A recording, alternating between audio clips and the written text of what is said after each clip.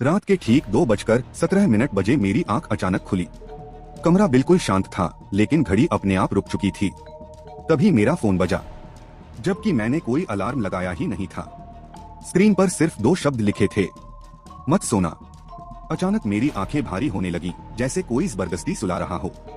मैंने दीवार की तरफ देखा। वहां मेरी परछाई बैठी थी और वो हिल रही थी। तभी मेरे कान के पास किसी ने फुसफुसाकर कहा, अब मेरी बारी है सोने की। हिम्मत है तो सब्सक्राइब करो।